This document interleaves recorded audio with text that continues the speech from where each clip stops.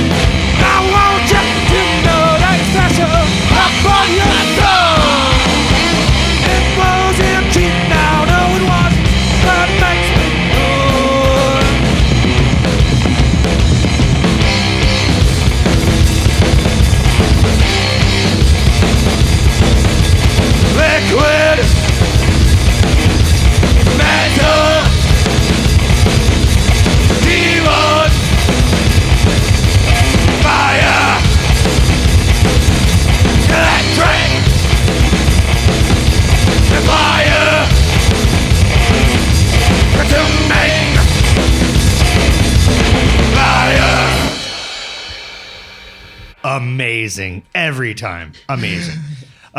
So I am Vincent Palafox, host of the Gallatin Underground, with co-host, special guest, Tommy D. Hello.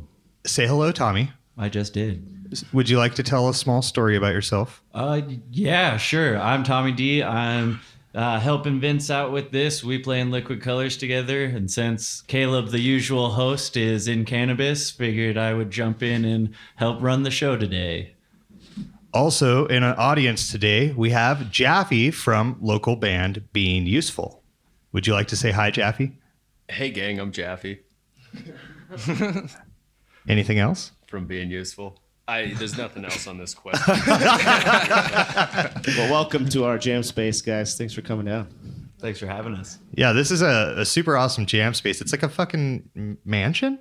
I believe it's like a mansion in here.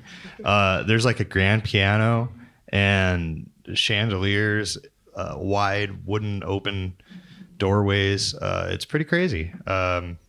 A lot of wood. It was a actually drink beer built. poster. It was built by the owner of Kenyon Noble, our local lumber store, in 1904. That explains the wood. Yes. It's beautiful. History. So let's hear a little bit about yourselves. Introduce yourselves, please, and a little bit about your gear. What you're playing, what you're running through, just a little bit about everything there.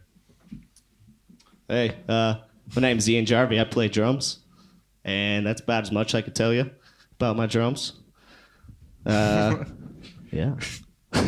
Don't you also sing? Okay, I do some singing. I got some on vocals. And you kind of started the band.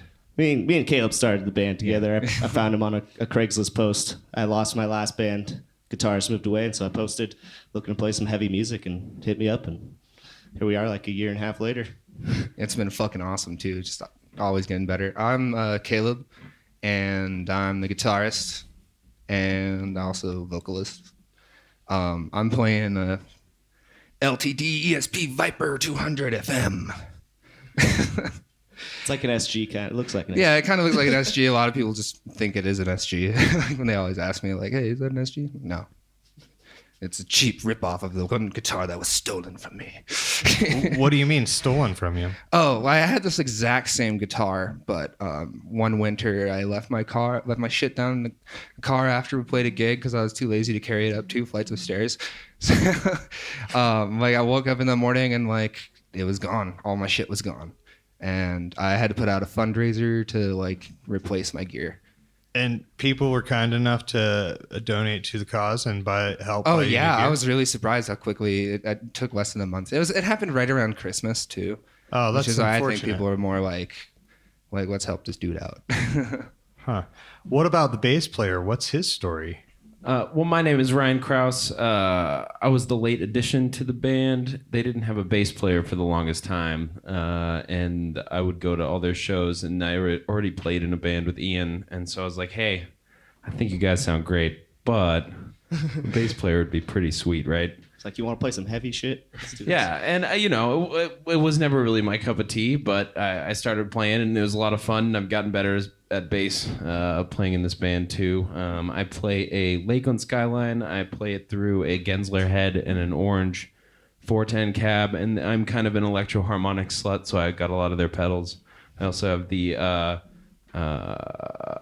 Crybaby Wah that I use. It's the what's the dude from Black Sabbath? What's his name? Geezer Butler. It's the Geezer Butler Crybaby Wah, which I don't care about, but just to be perfectly clear, that's what I play. I think that you were the only person in the band who is actually clear on what they played. Caleb gave a fairly good description. Caleb has a lot of pedals. he has a lot of pedals. Only Well, talking about, But his I don't guitar. speak of them. Yeah. What are you running on your pedal board there, Caleb? Well- It seems like you guys blast through a lot of sound. First pedal I got right here is my favorite one. It's the Polyphonic Octave Generator 2. And I use it for chorus, but it has tons of other effects. Then I got Dunlop Wah, pretty standard. What else I got? This Big Muff Pie. That used to be my favorite fuzz. Shout out Big Muff Pie. Before I found, Ian let me use his this Reptor by Earthquaker. And it's just my favorite pedal on this board. It's so splattery. Yeah, it's just so fuzzy and does warm. I that. love it. Love a good splatter. Then I got a noise reducer to cut out any annoying hum, and a digital delay by Boss, and a chromatic tuner because you need a tuner. Fuck that. Oh, and I'm playing out of this PV actually that Jaffe owns. Nice. Thank you, Jaffe. Jeffy is great guest amp. amping as well tonight. Oh, cool. We got some lights. Now we can see. That's why Ryan's wearing I thought that was sunglasses. intentional. So what would you guys consider your genre to be? Doom. Stoner shit.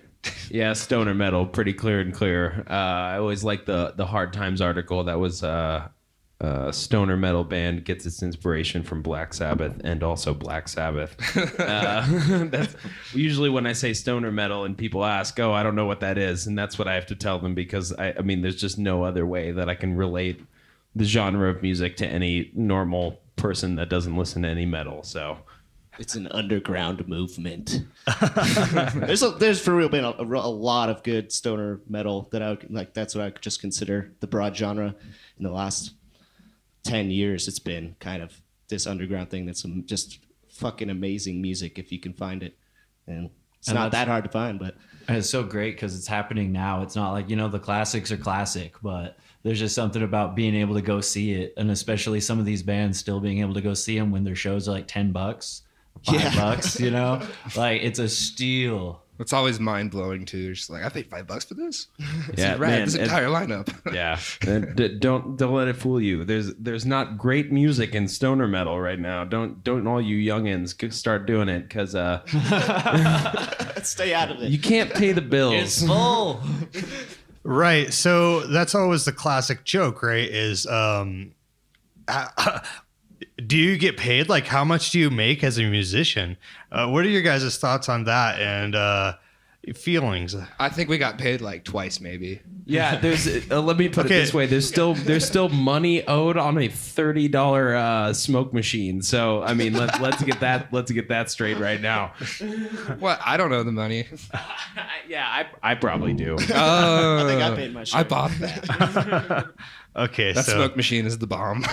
clearly you guys enjoy a stage presence in a show, like fog machine lights, We anything get that stoned you can. and then we go up there and talk nonsense. Yeah, the Yeah. fog machine is our stage presence. That's definitely something. I mean, at least I've been trying to work on. I close my eyes when I play bass a lot, and so I'm gonna just try to be a little bit more active and interactive and all that jazz that makes the crowd actually like you too. He says while facing away from everyone in the room. Yeah. You know what? It's kind of the way the microphone's pointing. I don't want to hear it. You can move it. I like just talking to the audience when we get up on stage. It's kind of being like we play like really heavy music, but like we're really relaxed when we're up there. Yeah, it's chill. Like, see, sometimes you get people talking, a lot of times not, and that's awesome too. So, like, you guys have played how long as a band? Since last December, not this December, so like December 2017. Yeah, damn. Yeah, shit. Wasn't your guys' first show when we all played at the filling station? That was our first real show. It was. Yeah. And that was also your first show with us. with Vince. Liquid Colors. Yeah, and then Yeah. to tie it all back, then Vince and Caleb's band also played that. And Right. did Dirty play that or did No, Useful? Being Useful played that. Yeah. Wow, So, this is so incestuous What? right now. I can't It's even a very believe it. incestuous room. I didn't can. even put that one together. Huh. Then Joffy There's was so many there at layers that here. show But as that was well. not Being Useful's first show, nor Haley's No. Return. No. But No, and it wasn't our first show. no, first time playing but the the first first time time playing the you. filling station That's and with right, with Yeah, me. with you on bass. Yeah. Right. Interesting. So that is like a year and a half. Me and Caleb were together for most of a year, Yeah, and then 8 months. Then 10 Ryan months? just like joined in and had one practice, and then we're like, "Hey, you want to play this open mic tomorrow?" yeah. That was a good time. So you guys play open mics? Like, what are your favorite places to play open mic? Oh, what's just the Hofbrau? the the Hofbrau. And once the old Zebra dies, sadly on the 28th of May, coming up also 2 shows at the Zebra, just so you know, Kannabyss. But Dates, please. Oh yeah, well that would be super good. The 22nd and the 26th, I believe. Both at the Zebra, right? Both at the Zebra. For Cocktail Lounge, supposedly. But once that's done, we're just basically gonna have the filling station in the Hofbrau for local live music. So hey, if you're looking for local live music, come on down to the Hofbrau. You can see us sometimes, moderately. I mean, is it only because you play the genre of music you play that you say those are the only places that you can play? Oh, well, yeah. I mean, yeah. We could rent out the upstairs can, Eagles. can you imagine some Coffee Kannabyss shop. at Wild Joe's? Kannabyss at Wild Joe's. Yo, I would pay cold hard cash to see I that. could imagine it. I mean, I feel like I got it, you guys. We just play it there should be acoustically. more avenues of different genres than what seems to be the norm. I mean, because there's a lot of music out there that's its own thing and it has its own feeling. And it really sounds quite like nothing you've probably ever heard. So why suppress it? That's my opinion. My Well, thoughts. it's not us. You know, we want to spread this as much as possible. We could put ourselves out there more, I suppose. You know, like other like-minded people definitely want to see this stuff get bigger, and Bozeman's metal scene has been growing pretty well. I think so too. So Kannabyss at mixers. yeah. See there, like the record shop That would be some fun. culture shock. Line dance and grunge. And not to get too spiritual about it, but I mean, why I play music is I want to, reach people on an emotional level and just try to make people rage, maybe to us feel something, whatever. But I just don't think the average person in Wild Joe's is going to be like, wow, this is really touching me on an emotional level. They're going to be like, what the fuck is this loud shit? Get it out of here. I don't want this. My finals due in And so 2 I days. don't want to play for someone that's thinking things along those lines. So that's probably why I wouldn't play it at an open mic at a coffee shop other than the Hofbrow. We just play very loud. There's no judgment at the I mean, Hofbrow. nothing against Wild Joe's, but it is definitely geared toward, solo songwriters, not exactly bands. So Are just they to be even clear doing to the audience, open mics I think open they do it anymore? during the summer. I don't know if they've been doing them lately. I'm not on top of that. Hey, did you know which brewery does live music that you wouldn't expect does live music? Which one? The Outlaw. Interesting. Yeah, Do you but it's know what mostly nights? like outlaw country kind of shit. So, I think that makes sense given the name. it's actually pretty rad. I think they do it once a week. There's a calendar in there. Could you recall any of the bands that you've seen there? It was mostly just lots of there were a couple bands, but I can't recall them. They seem to not even be from here. And I was like, where do these guys come from? Is that just because you are only focused in this scene? Of Oh no, music, it's because I was or- focused on having a beer. Oh, okay. So we heard a little bit about Ryan's reasons for playing music. Why do you guys play music? God, I would echo a lot of what Ryan says. I'd also say that I do it to express myself. I don't care if I'm getting paid to do it. I just fucking love to play music, and I love writing music. I do it in all sorts of ways. Several bands. Ian? It's the freedom and the creativity. It makes you feel fucking good. You finish playing a song, everybody's looking at each other just laughing. It's like, that's what it's fucking about. And then when you get to play that out somewhere, it's like, fuck yeah.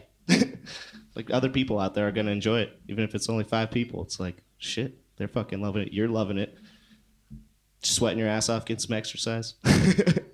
I mean, everybody always jokes that, you play shows for one person. Have you guys ever actually played a show for just one person? Oh God, did we? Just a bartender or something. No, I mean, somebody that wasn't staff, just one audience member. Well, I don't know if it happened with Kannabyss, but it's definitely happened to me before. We've been close. We've been damn close. It's been. Okay, so that's great for the band. that Lonely you actually Wednesday had nights more at than the one Zebra. customer.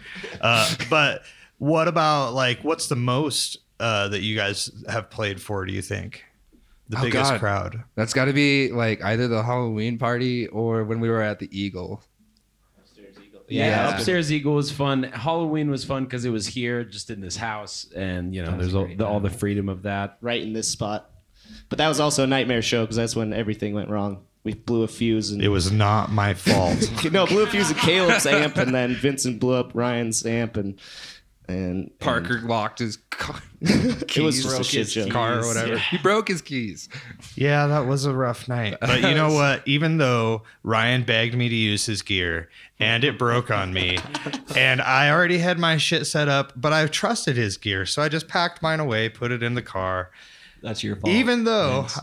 I still Still your fault. in the middle of our set ran back out, grabbed the gear, set it back up while my band continued to Yeah, we play didn't miss a beat. For and that whole set. I just wanted to the whole give thing. Vince. Again, man, I did not want to use it, but he was begging me. to the Vince I'm gonna just put this so we can have this on wax. I don't blame Vince. I don't expect anything from Vince. We're I all do. good. I'm happy with everything that's going on, so we're good. Oh yeah, There was I a have hush no hard came in. feeling toward Ryan, and I do feel bad that it blew up on me. Bass players have to stick together in this hard knock life we have. It's a hard knock life. that Okay, one. yeah, you guys know that You song? guys know that? No. Speaking of other songs, how about you play us another song? Okay. That sounds good. This one's about space.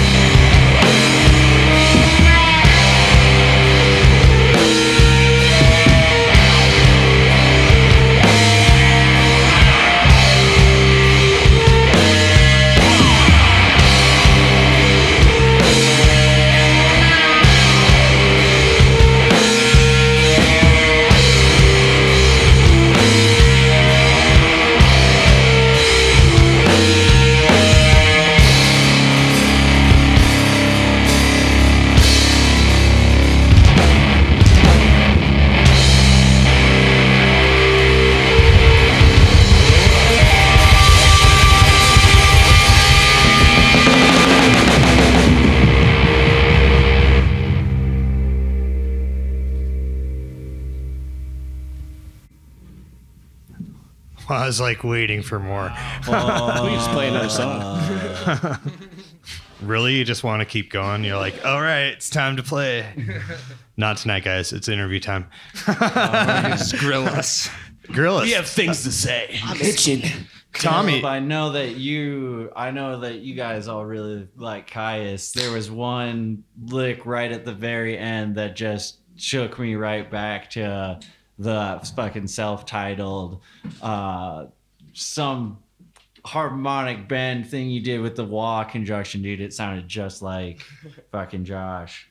Oh, fuck yeah. Thanks, dude. Yeah, man. Those have been Fucking some of our dude. big Yeah, like, influences. Queens of Stone Age, Caius.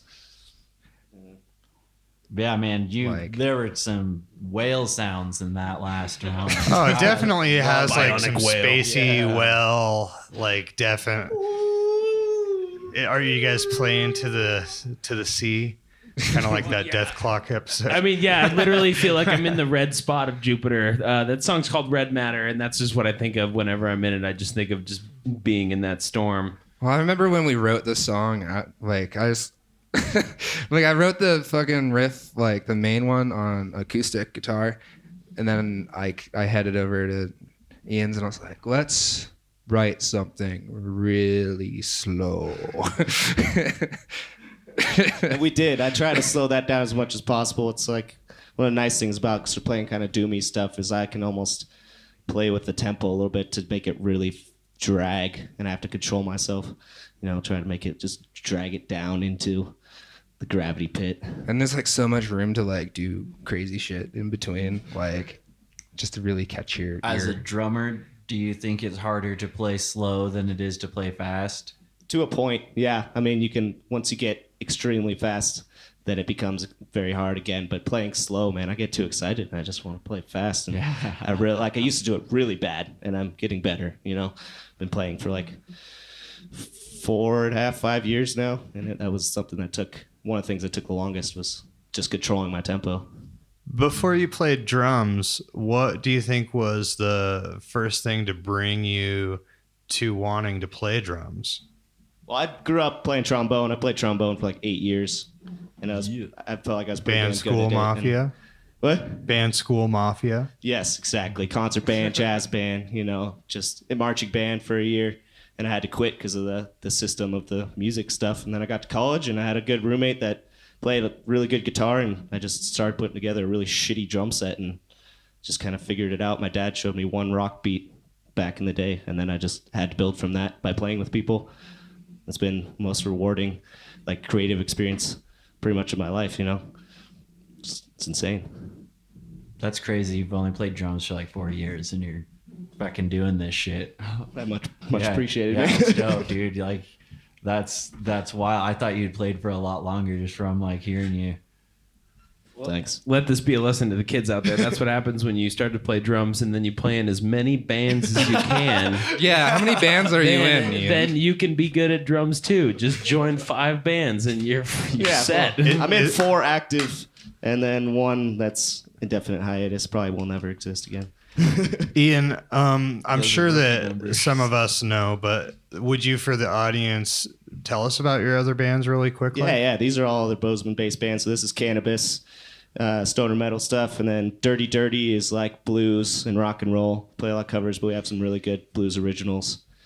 Being Useful is just the weird shit. It's jazzy, funky, rock and roll, blues, folk that you'll never know what you What get. genre is it? We just recorded an album as well. The Being Useful EP will be out here this spring 2019. That's excellent. I can't wait to hear it. And then I just joined ANI, which is, Is that how you pronounce it? yes, It's it's the the- plural for anus. Yes, thank you. And if you're doubting that, like me, it's true. If you Google it, it's not anuses. It is It's ani. not that. It is ani. And that's like industrial, sludgy, grindy shit. So we're figuring it out. It's a lot of fun. That last song I felt was pretty slow. When I first seen ANI, I was like, how slow can you go? But it was just so sludgy and screamy and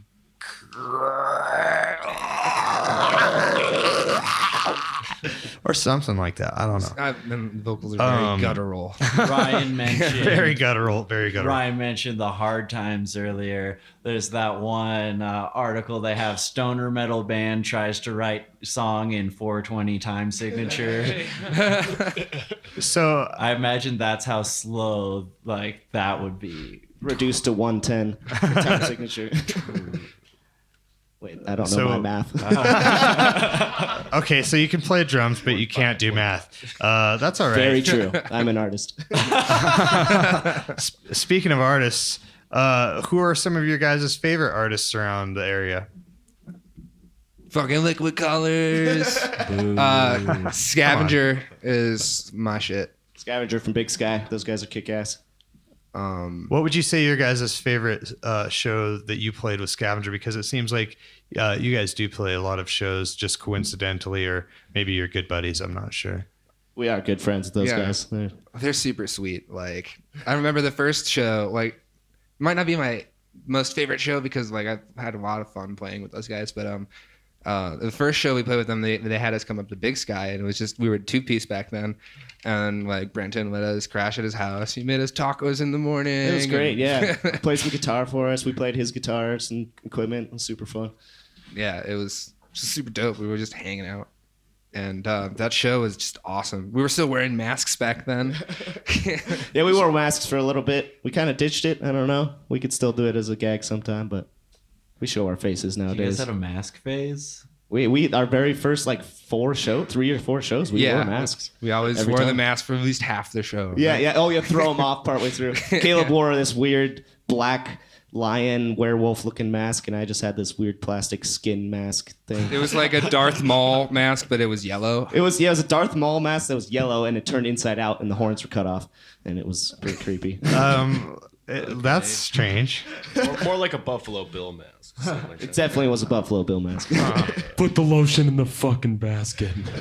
So this question's a little off topic, but have you guys ever thought about like having like backup dancers or singers or like another vocalists or other members of the band? Yes, me and Yeah. Daisy Dukes. Tommy, I would never come to see I'm so into that. Kannabyss. Yeah. Just because the sight of you and Daisy Dukes gives me the chills. Gives me different kind of chills. Depends on what kind of shoes you have on. Wait, that is a good question. What kind of shoes would you have on? Stilettos. I was thinking those stilettos from 40-Year-Old Virgin with the goldfish in them. I like that a lot. Wait a minute. Do you have a tramp stamp? Yeah, it says sorry, Mom. He's not actually sorry. I've tooled around with the idea of adding another member in my head, but like I really like the dynamic as a 3-piece and kind of don't want to break that up. So easy, 3 people. Meet every week, no problem. We can travel easy. The creative shit is easy. Yeah, we fucking sync up on such a good level after having practiced so many times together. Like,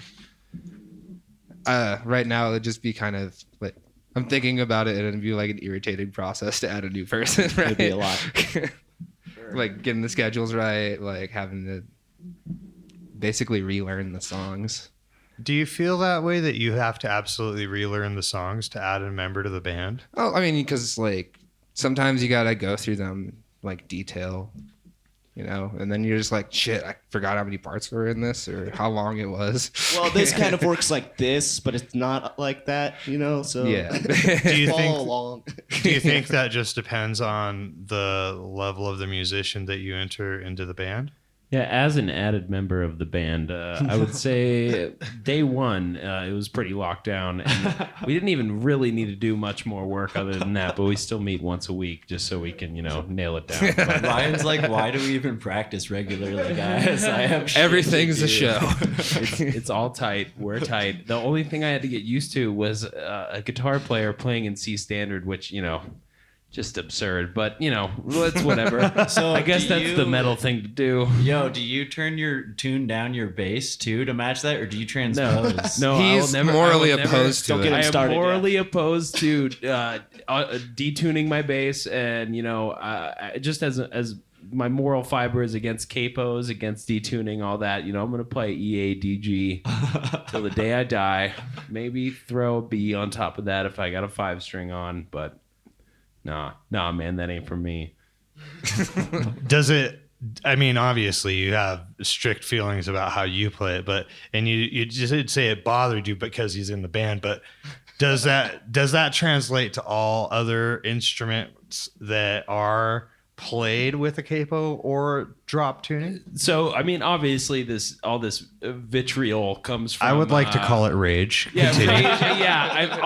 rage, I'm rage just filled right now. Jazz but, obviously, that comes from the fact that I have to watch a guitar player's hands and I have to follow them. And if they have a capo on, or if they're in a different tuning, then whatever chord it isn't the chord that I'm used to, and that makes the bass player's life hard. And I'd like to not do that as much as possible. Don't you think that it just makes you a better musician because you are able to hear the notes and know what to play instead of having to watch the guitar player? Yeah, and on music, like Kannabyss, we don't have a chord change every beat or anything like that. We're not going that crazy. But I started out playing jazz and things like that, and when you have a few different chord changes over the course of a bar, it's hard to follow that, and I'd like to be able to at least look and see what I'm doing versus just trust my ear, which has been damaged over the years, believe it or not. Even more so now that I'm in a metal band. So do you guys actively wear hearing protection at shows and practice? Always. Wear your plugs. I'm not wearing earplugs right now. No. Caleb's not wearing them as we talk.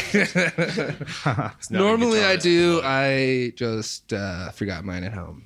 I think there's a whole box There's right a whole behind box you. in here. Well, If you don't want to be laying by yourself at night and then hearing a high-pitched noise that you're just like, wow, that Will really never go sucks. away. you're right. Where's that box? Then wear your Behind the plugs. amp. That's tonight as hell. We're not trying to do that. I'm already pretty badly deaf. I would be completely deaf if I didn't. Yeah, speaking of deaf, drums are incredibly loud. So hearing protection is definitely something that you would recommend to anybody that was deciding to start out. Oh yeah, for any young player or any old man playing drums, old woman, whatever you're doing. It's like being next to gunshots all like for 3 hours, you play play fucking practice. You're like shooting guns next to your ears. So I don't mean to be rude, but I think I'm going to have to put the band on the spot here. Ryan, you mentioned that you play a jazz. Would you mind playing a little riff? And Caleb, would you mind entertaining the idea of Trying to do freestyling jazz. the guitar? I can't do jazz. I imagine that Ian can play jazz. Oh no, I don't know. Jazz is about is a Visual transposing. space of mind. I don't do chord changes once per beat. Just for the audience, We do actually. Sounded like a So challenge. we do play a standard with being useful. We do play a standard occasionally. We play St. James Infirmary, which is, just a walking bass line, but also one of the greatest melodies of all time. I'm just I gonna do like shout that out song there. very much. Very good. Didn't have vocals added to it till later, just for some knowledge out there. But you have a walking bass line.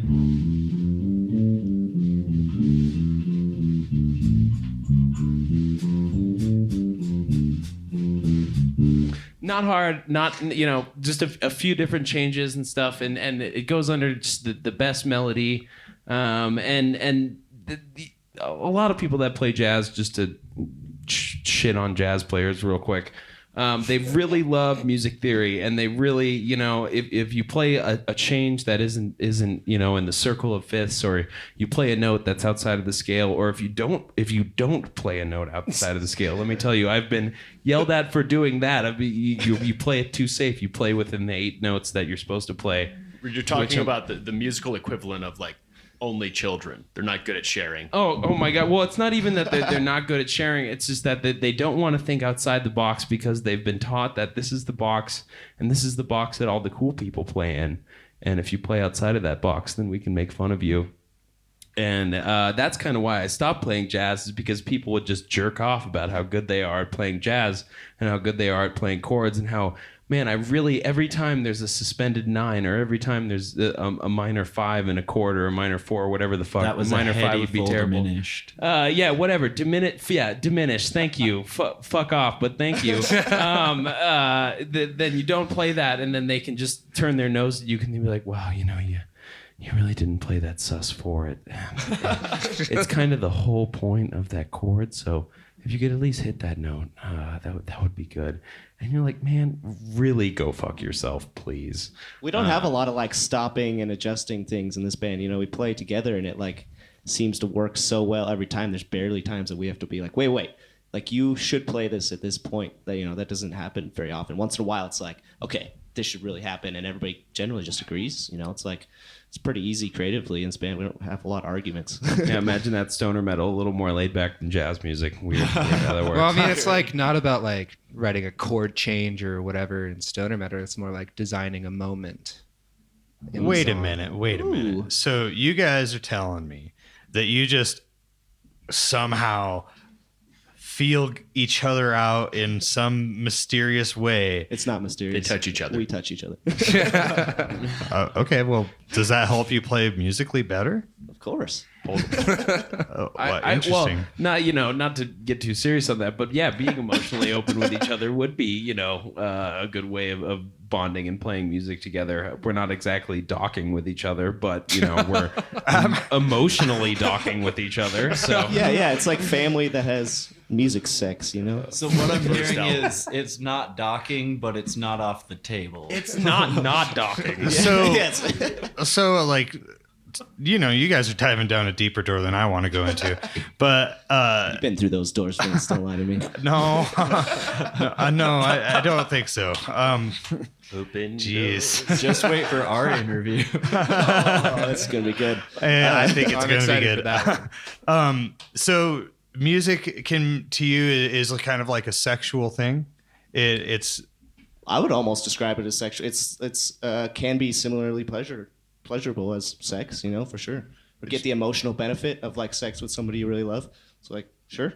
so when you play a song, it's almost like having sex with a familiar lover. I'm trying to emotionally penetrate you on both accounts for sure, both sex and music. I'm reaching for your brain, not just your vagina. So, you guys are talking about how you want the music to reach out. Are you trying to reach them in a sexual way as well?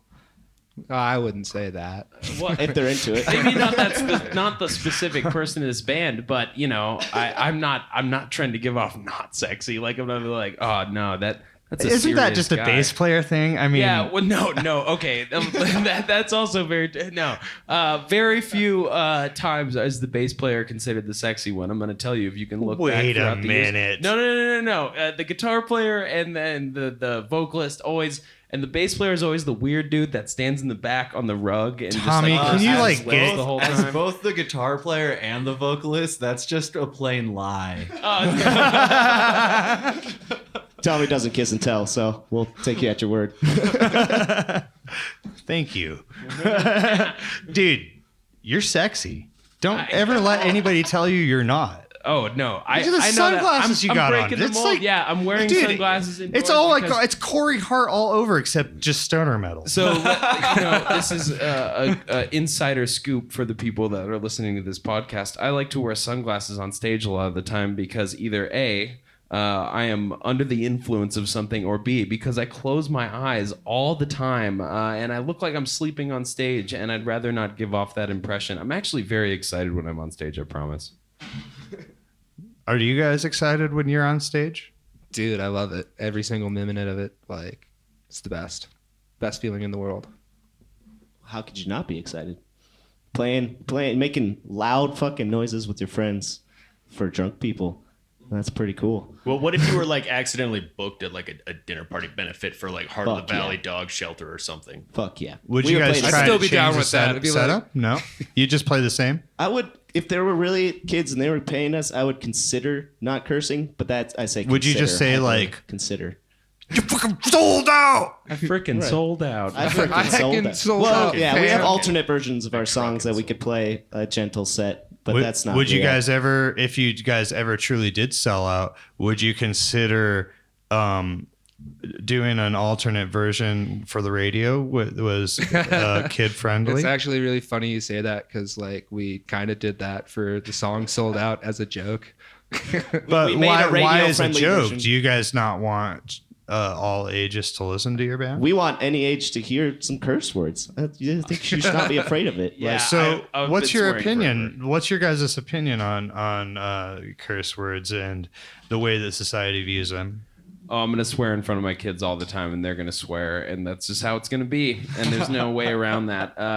I curse a lot. I don't know if that's been made clear in this podcast yet or not, but I swear a lot. And I actually, in 5th grade, I got a slip, which I guess is the punishment back in the day in elementary school. I got a slip because I was running around the playground and a kid called me fat, and I told him to fuck off.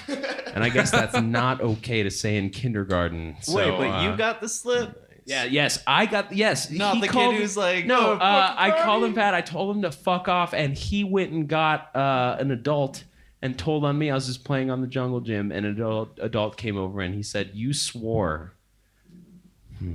I don't know you who that fucking kid is. swore to this kid. I don't know who that How kid is, fucking but dare you. I definitely hope that he is dead. So you just like you seem like a sort of vocal character, like when you're walking downtown and some unpolite person comes barging by and like shoves you. Do you curse at them?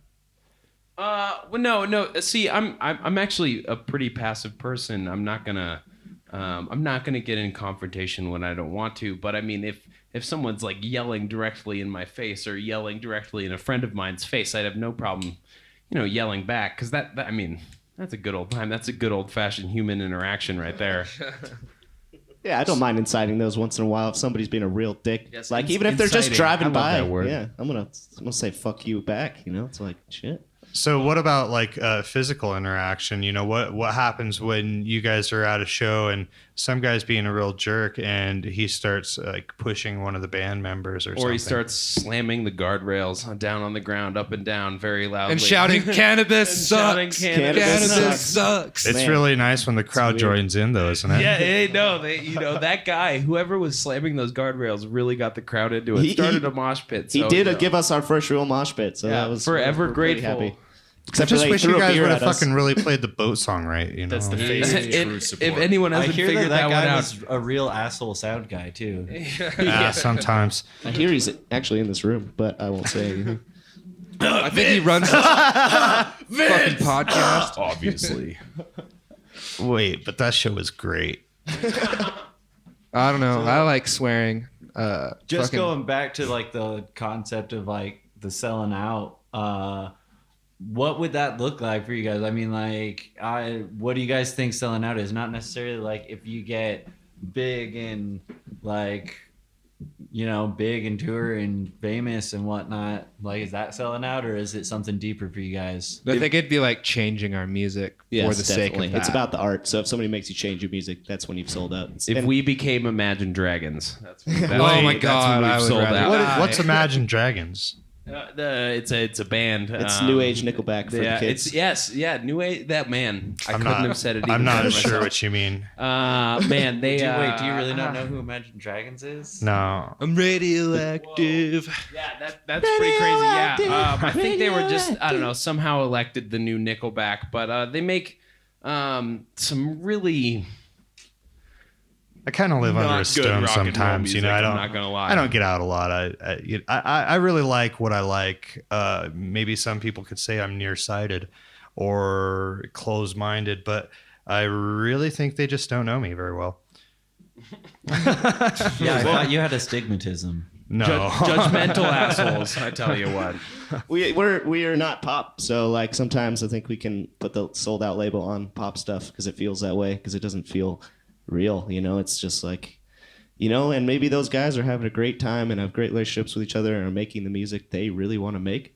And that's pretty okay with. I've changed my view on sold out, selling out in the last couple of years because somebody told me that a band I liked sold out and I hated that. because it wasn't true to me. And so I had to kind of rediscover my meaning of that. Somebody else had that about one of my favorite bands, and I didn't understand that. But why? What made you hate that about that band so much? Was it the music? Did the music change in a way that you didn't like? Well, see, I liked their newest album. This is Devil Makes 3. They came out with a new album, and I thought it was good, and I saw them live, and I thought it was amazing. And I was on a Tinder date, and this chick told me that that was one of the worst shows she'd ever seen because it had sold out. And I just couldn't really believe that. I just didn't make sense. Are you to me. surprised that The Devil Makes 3 sold out? I mean, I don't think they did. That's what I'm saying. I changed my opinion. Yeah, wait, she thought that they sold out like on this album? Because I Yes. would have said Or that. I would've would've just- said that like 3 albums ago when he stopped playing live in just nothing but long johns and started wearing suit coats. You Right, know? exactly. Like that. If you're gonna try to say they sold out, which I agree in agreement with you. I don't think they did. They're still making the music that they love to do. Exactly. That's what it's about. If these people are truly making music they love, then it's easy to say like, "Fuck you, they're not sold out." But so people you can don't argue. you don't care at all that somebody said they sold out. To you, they never did. Yes, exactly. Yeah, and so like when we So what about a band like? Not to interrupt your train of thought there, but what about your thoughts on like? I don't know. I hate to bring this band up again, but the Offspring. There was a huge transition over the years. Well, yeah. In the way they sounded, and I would say that I've heard several times over the decades how much of a sellout they are. Okay, so if there's like evidence that they really did change their style and change their music for money for a record label, sure, they technically have sold out. But to you, did they sell out? That's all that fucking matters. And did I they stopped sell out listening truly to the or not? It's like- Offspring after Conspiracy of exactly. One. Well, see, I didn't listen to Offspring, so I think of bands I know, and like, and nothing against the Offspring. Again, to any Offspring fans, I'm not trying to bash the band. It's just an ideal, and we're trying to convey what the general public and musicians think about the trend in evolving from a band that doesn't get paid to a band that actually gets paid, and how ridiculous the record industry is and controlling of the creativity that young individuals like these guys truly try to push to the public, only to finally make a buck and have it taken away. I think I'd have to experience it to say anything. I think you're completely right saying the record company, like how it is now, is totally different and doesn't work as well as it should. But I'd have to experience it myself, I think, to say. No, I have no personal experience. It's just my personal view on it. But my view isn't important. You guys are. So let's hear another song. Speaking of selling, Are you out? Yeah. Special thanks to Jaffe for hanging out with us while he could. Good night, and we will see you next time. Oh yeah, my pleasure, man. See you real soon. fucking This next song is called Sold Out. Yeah. And unfortunately, these guys can't wait till they sell out. It's going to be good, man. It's gonna be a Give good me time. money.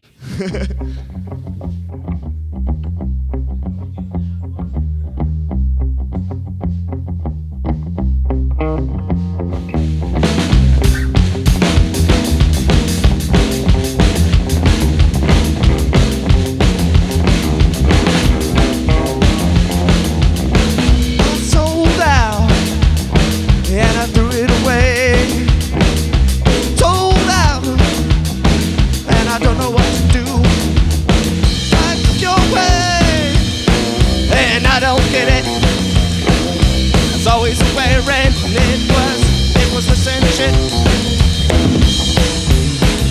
Sold out, and I threw it away.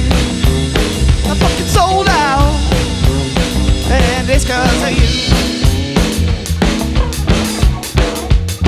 no. Let's stop selling out. Stoner metal? Question mark?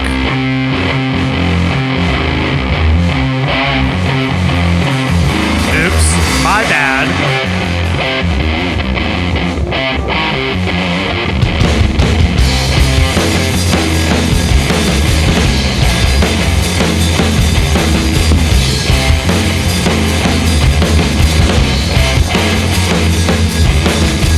You took my soul and you threw it away. You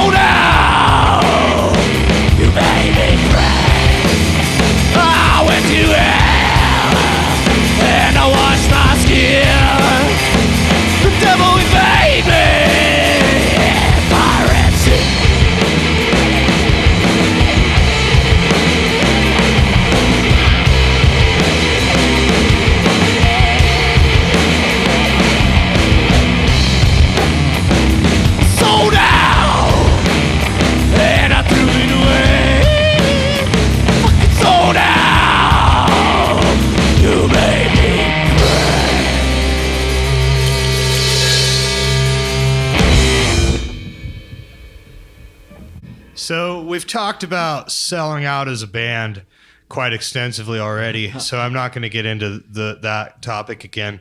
But it seems to me that the song that you guys wrote, Sold Out, had nothing to do with selling out as a band. Am I wrong? It's about selling your soul more. Do you believe that you can sell your soul? I think we all did it, right? You guys both done it, right? It was a blood ritual.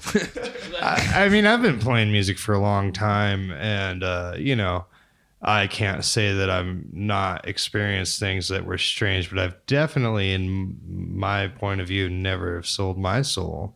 Is it something that you do to succeed? Let me just say, I think it's just like a figurative thing. Like, I don't think you can actually sell your soul. if there's any devils out there that are looking for a soul, mine is not very expensive. I would 100% sell my soul for not a lot. So get at me. What do you consider you can not a find me on lot? Facebook. Like 2 corn chips. Let's put you on the corn spot, chips. Mr. Ryan. Like, pretend I'm the devil, and I've come to you this night, and I'm asking for your soul. What are you gonna give me?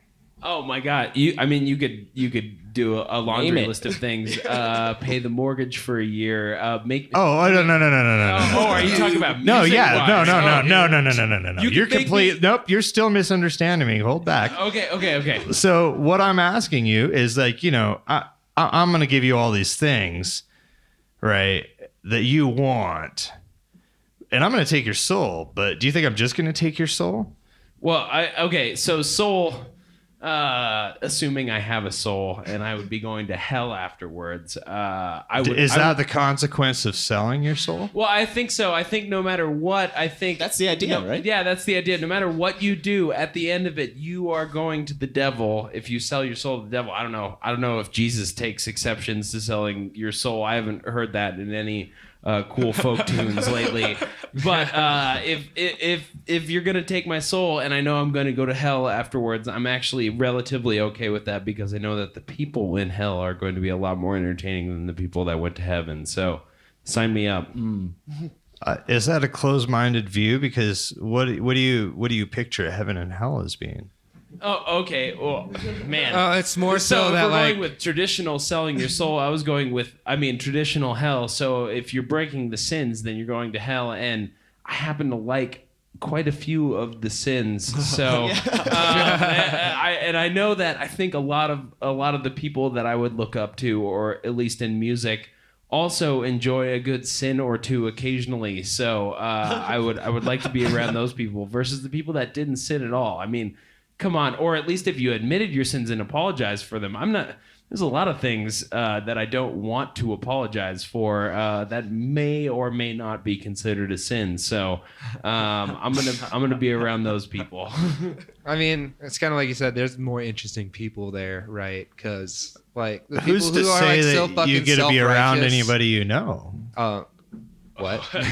Well, yeah, we could really delve into hell, and as a eternity metal in band, hell too. I don't mind delving into hell, but It's probably closer to the DMV if like the God, DMV. well, Yeah, I okay, bet. fine. Okay. So Perpetually speaking of boring. hell, like what's your guys' nemesis? Your biggest fear of another band that you have to play with? Fear? Am I ever scared to play Oh with yeah, another like I mean, band? do you guys ever get nervous playing with other musicians and other bands that you? I get you nervous you're when around I with? go to a new venue. A new venue scares you more than a new band. Well, no, more like normally a new venue for me is out of town. So like I don't know anybody here. Like this just seems like any other kind of bar I would play in, but the difference is I don't know anybody. You don't know the layout of anything. The whole space is different, so you have to drive and you have to show up there. Where the fuck's the bathroom? Yeah. oh man, Where are we loading in? How fucking bad is the load in? Oh yeah, it's up 2 flights of stairs, I buddy. have such an opposite view. I'm like, I don't know anybody here. I can like rock out. I don't know. I could be a total asshole. Nobody will care. Well, I'm sure people care. Well, I mean, Okay. in speaking of opening for bands, I mean, or I guess opening, assuming we're going to be opening for a larger band, but playing wouldn't- before. Yeah, I another wouldn't band. be scared. I mean, I'm always excited. I'm pretty confident in all of us. I'm very confident in us as a band. So I'm only ever excited because we're opening for.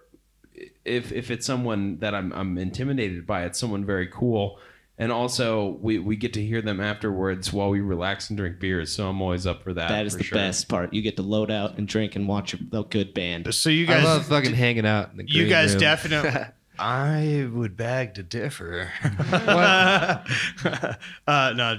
Side note, but you guys really truly don't have any fear of like playing with like a national act or anything like that. I'll cross that road when we get to it. Right, exactly. I think it'll be awesome because we played with some bands that I respect hugely, and it's just made.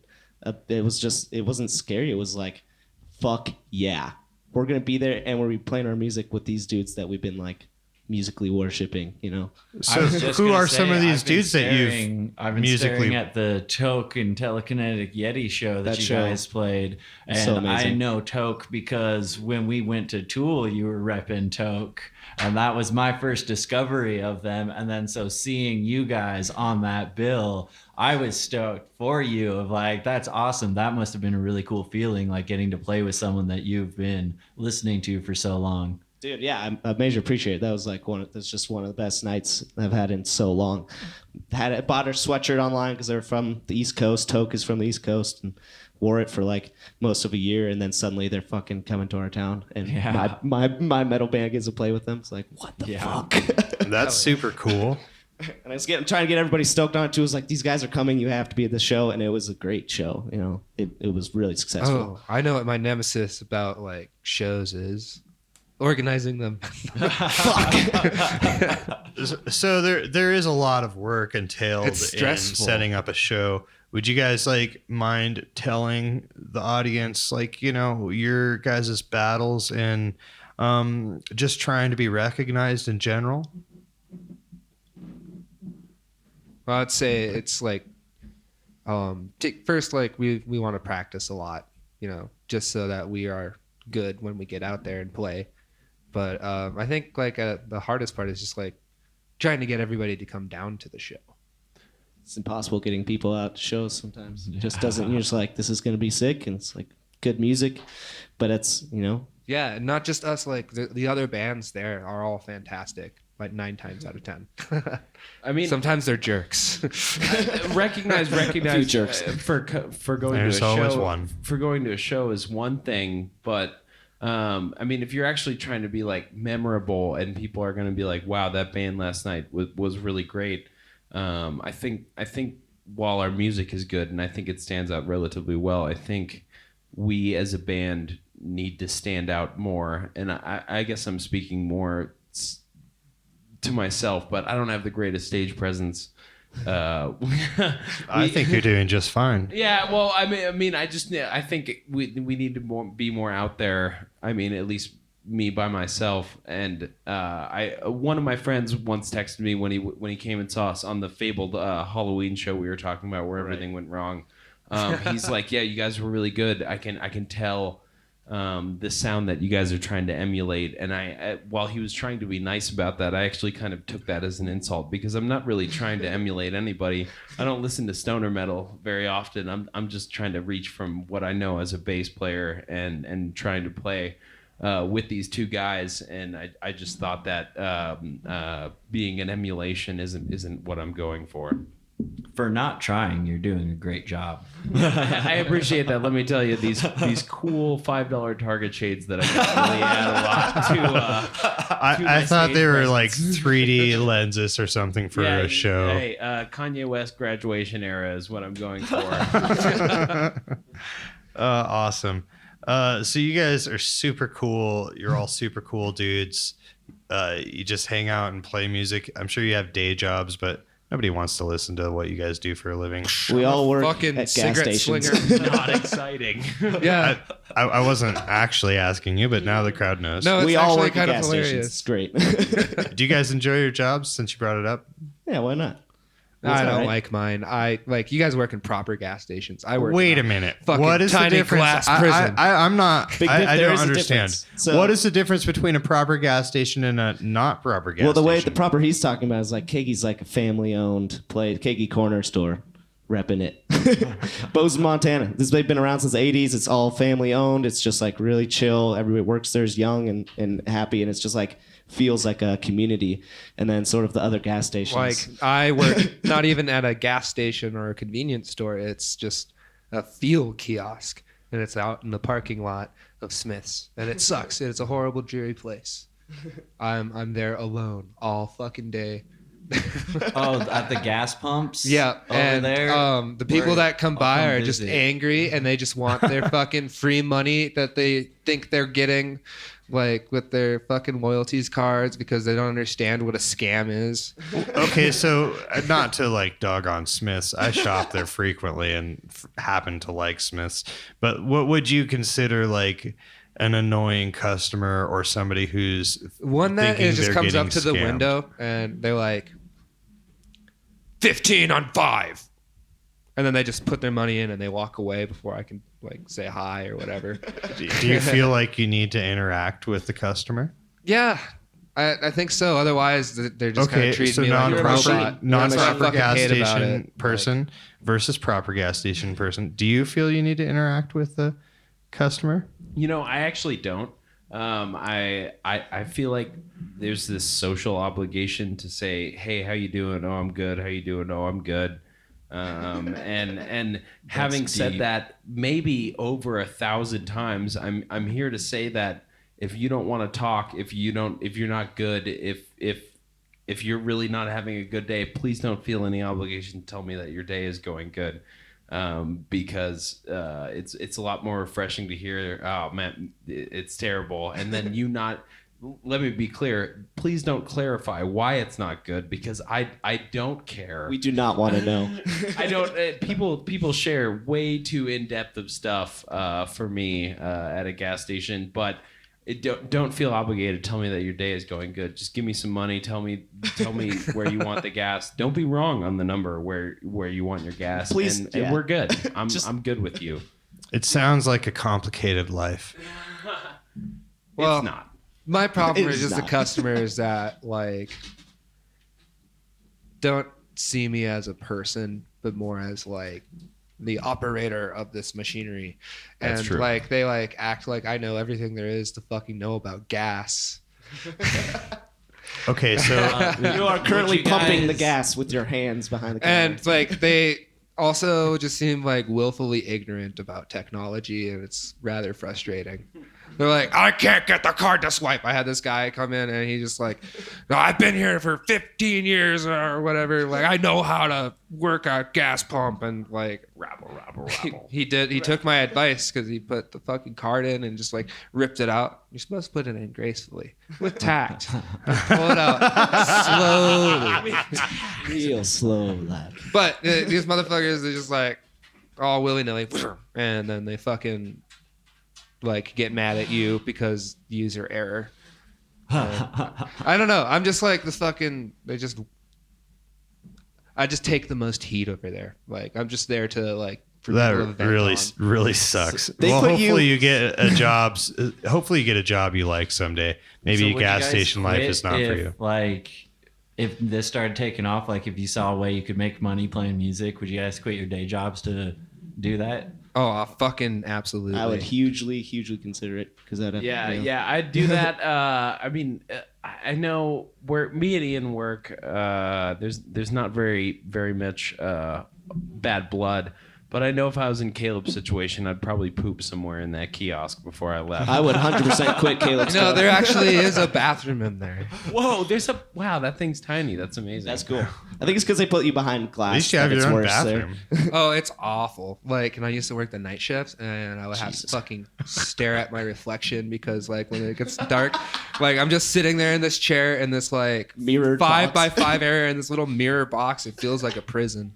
All right, so awful. let's imagine you guys did quit your day jobs, and one of these huge, let's call it a worldwide act, invited you to a foreign country and you guys they sent you a private jet, and you guys were flying over on this private jet, and they said anything you want on this jet, we'll give to you. What would you choose? Babes and booze. Just babes and bud. booze, and I'd probably like, just what kind have of some butt? Like booze. Like ham our buds, butts? you know? Like our friends. Oh, your buds. We're cannabis. Oh. All we want is our buds. Okay. I'm sorry, I didn't catch that. Well, yeah. Let's get some let's get some buds. Let's get some friends, and then let's get a nice masseuse on that plane. And then I'm Yeah, all right. I mean that's my number one. I don't know. Fuck my friends. I just want someone that will rub my forearms for several hours while I fly to a different country. I want hot towels. Hot lemon towels. You can get hot lemon towels on a regular flight. Yeah, but why not? Then I want them on my private I flight. just figured that would be part of it. I'm sorry. I want that shit from the fucking United, that little I know it's just like the shitty airline food they give you. It's like this You would just go for waffle the thing. shitty Like, airline food. I want one of if those you had a waffle things fucking because I can't private get them jet. anywhere Yeah, else. no, I know. All you ask for is like the little snack pack. And some booze. I would like also some Wow, booze. he literally asked anything that you want, and you said the things you get on a regular flight. I'm not it's simple, picky. yeah. I want to be off the flight as soon as possible. I hate So flights. you're gonna like just Maybe a settle movie for to like watch. a prepackaged chicken sandwich and a little thing of jerky And then they're gonna and wheel out a fucking cranberries. lobster tail to the other. No, now you think about it, like Ian's gonna be eating like fried Awesome tiger with spotted eel, and you're sitting here eating a fucking little kids meal from the airplane. Ian's eating eel. I'm getting jerked off by some masseuse, and you are eating a chicken patty sandwich. it's sitting in the middle seat. sitting in a shitty I don't tiny even seat. want to know what you would sell your soul for, friend. I'm just Now you got some kidding. answers. Like pretzels. I don't damn it. know what it'd be like to be on like such a fancy flight because I've always flown coach and I've always hated it. Dude, I don't like flying. What if we could play a show? Like open up a space in this cool plane. Like say we need fucking play a 10 show feet. on We a play a plane. show to like our friends and family on this private flight to like some big I feel like festival. there'd be multiple problems your with friends and that, family are on the plane with you, or yeah, you're flying them to the festival with you. Oh, you know? you- Get to enjoy some shit. Oh, so now we're playing a festival. Okay. Hey, If you there's said playing with anyone- big bands. If anyone's Yeah, all right. listening to this podcast that wants to get in on our new $1 million idea, we're starting a GoFundMe. It'll be up tonight. Make the party plane a reality. Party plane. That's a registered trademark. So no. Your Bozeman Denver flight, but there's 4 Only, local Bozeman. wait a bands minute. on I'm it like as talking well. international. You guys are only going down to Denver? Well, I mean, I think you can still only fly Yeah, down to sorry, what, I Denver was and just thinking- Seattle from here. Where the local bands would be booked. But yeah, Okay. okay, sorry. So back to reality. Who? This is reality, Vince. Snap Say back Vince. to reality. No, yeah, sure. Okay. Who is the band diva? Who's always like? Oh, that's me. Caleb. Okay, I can I'm support that. Why would you guys consider him the band diva? I'm so glad you brought this up because I've been wanting to get it out we this go. whole time. Here it comes. the question. Gil does not carry a single thing ever Into I gigs, don't in or think out of gigs. in history. In the entire Land Before Time animated series to now, Caleb has not carried a single thing, and That's that's not usually true. my diva aspect. I mean, he's also has the best hair. I would The say, stage although- presence, dude. You fucking rock out. and so. and he's also our lead. He's our head man. He's the guy that does the talking. I usually don't even have a mic, so We Caleb's should our get front you man. one. He's our I diva. kind of think He's our you head. should get a mic. You You've probably been should have rocking the mic, dude. Yeah, I It's think beautiful. it's all just like been contained for so long that now there's a microphone in front of the bass player and it's just all spewing out. Yeah, you should just never put the mic in front of the bass player. It's a good thing I'm not singing because you all would have tuned out immediately. So it's good. It's only talking. Ian. Huh? What was the question? Okay, next Band question. Diva? What were you Yeah, saying? Band Diva. Yeah. Me and Ryan have schlepped everything forever, and it's kind of funny at this point. It's become a joke. Schlepped. Everything into places, and it's fine. It's fine, but we also get to give Caleb shit because he I'm does used to do it. carrying things. I'm weak. So- I can't lift. It works. That works as Steve. It's like So if he's the Band Diva, is he also the most replaceable? no, opposite of absolutely that. not. Yeah. Oh, so He gets to diva. so 'cause he's who irreplaceable. is the most replaceable in the band? I think I didn't. I Unfortunately, mean, Ryan is yeah, the most replaceable. I didn't even exist, for a while. for this Ryan so band. far has been my favorite tonight. by the So way. okay, so just because That's I not can, replaceable. just because I can talk good well doesn't mean that someone else couldn't play these bass lines. Actually, if you're listening now, I could probably teach you a lot of these bass lines in just a week or two. So if you want to be a touring stoner metal band player, get at me, and I too can teach Do you you have any how to play tags? things. No, I have no. I'm not. I have no presence. 1995. Ryan has Call written a now. lot. Oh my god. Ryan has written a lot of really good parts that really changed me and Caleb's original songs, that we had just played in the basement and just made up off the spot, and then it was like it wasn't realized, and then we had Ryan join us, and it was like, holy fuck. We doubled our power, if not fucking Exponentially. we're like, what the fuck? It was easy, like he said, we played with him one time, and he left, and we were like, yeah, that's gonna fucking work. I play the bass end. I play near the bottom end, and I add a lot of power. So you could probably consider me a power You bottom are the power bottom of the group. of the band. If Caleb's the diva, I am the power bottom. What is Ian then? The guy that holds the camcorder. I am watching, and I am enjoying the fuck out of it. Oh. All right. So obviously we talked about Caleb's stylish looks. You guys consider him the front man of the band. What makes you guys have stage presence? Being stoned. Is Yeah, that, like, they is have that this, like, more sort like of weird, a awkward, self-realization comedic, like- that you have stage presence, or is it an actual reality? Like, just because No, you're it's stoned, kind of you both, have... really, because we are drawing from that actual experience, but we kind of ham it up. You have to ham it up, man. You're just up there fucking having a great time. Why not just have fun with what you're talking about too? You're not just ham it up, like goof off. Yeah, exactly. You're not at work. You're not fucking talking to a girlfriend in a serious thing. You're not talking to a family You don't member. ever You're just ham it up fucking with your doing it. girlfriends? Huh? You don't ever ham it up with your girlfriends? Well, you have to a little bit, right? Don't show them who you are. Yeah, Do I'd any say of you guys get nervous on stage? Oh, fucking every time I do. I'd only say sometimes. Yeah, I'm just like, shit. Actually, I'm about to play a never. show.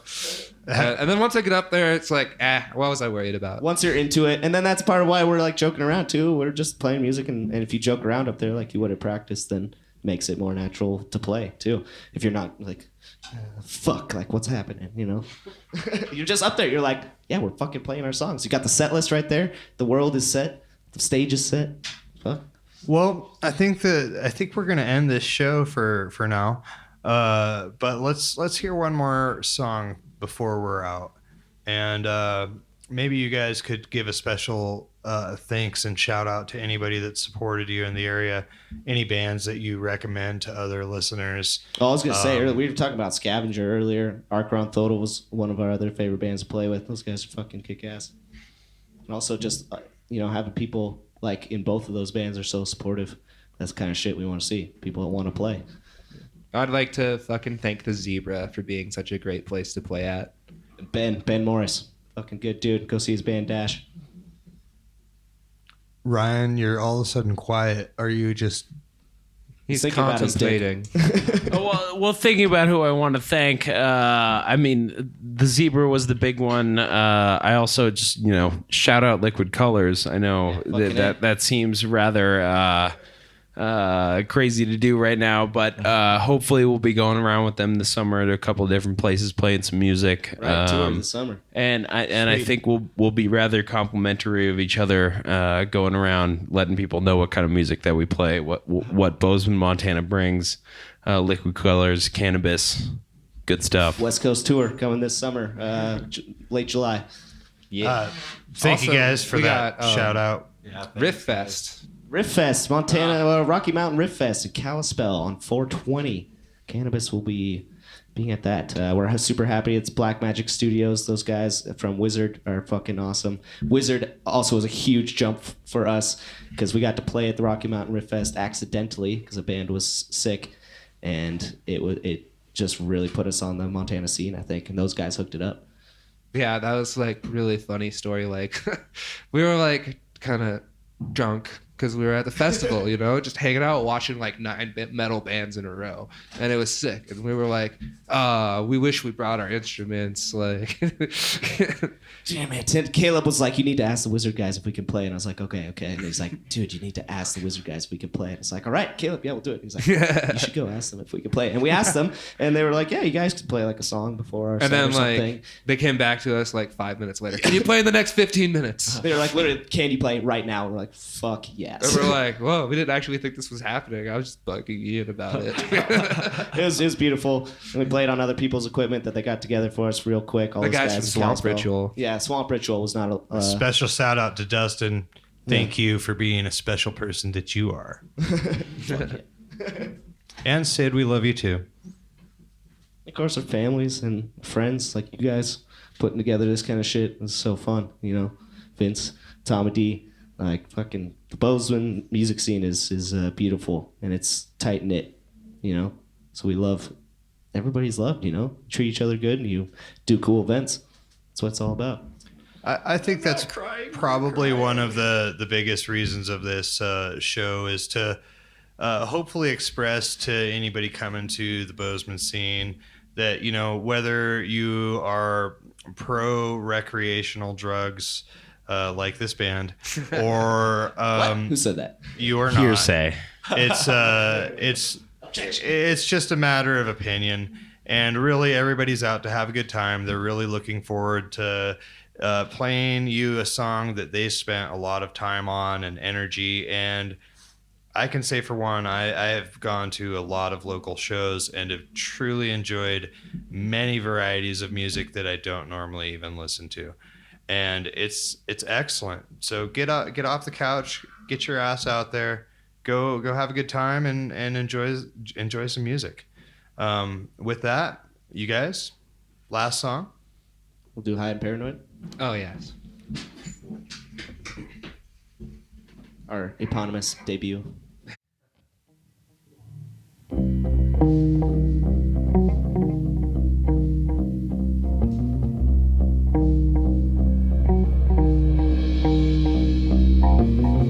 Oh shit, what was that noise? Always watching.